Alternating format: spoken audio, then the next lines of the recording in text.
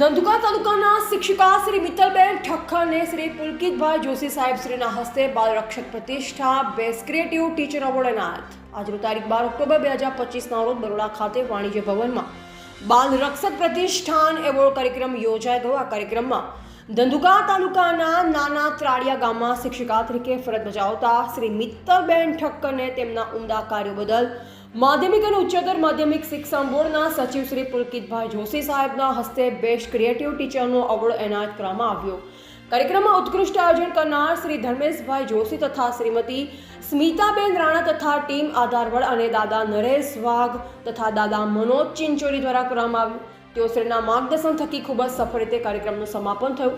એક પરિવારની ભાવનાથી આયોજિત કાર્યક્રમમાં વિશેષ મહેમાનોની ઉપસ્થિતિ, સુંદર પ્રમાણપત્ર, ટ્રોફી અને સુચારુ આયોજન અને સંચાલનથી સમય મર્યાદામાં કાર્યક્રમ પૂર્ણ કરવા બદલ બાલ રક્ષક પરિવારને ખૂબ ખૂબ શુભેચ્છા સાથે અભિનંદન. શ્રીમતી મિત્તલબેન ઠક્કરને પુરસ્કાર મેળવવા બદલ ખૂબ ખૂબ અભિનંદન અને આવા સુંદર કાર્ય કરી તેમની શાળા અને ધંધુકા તાલુકાનું નામ રોશન કરે તેવી શુભેચ્છા.